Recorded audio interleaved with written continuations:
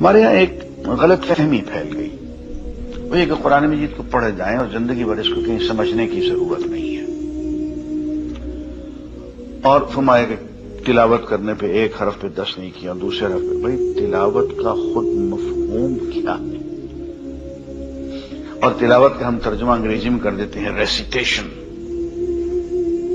تلاوت ریسیٹیشن نہیں ہے۔ تلاوت کے معنی پیچھے پیچھے آنے کے ہیں، پیروی کرنے کے ہیں، سمجھنے کے ہیں، فالو کرنے کے ہیں۔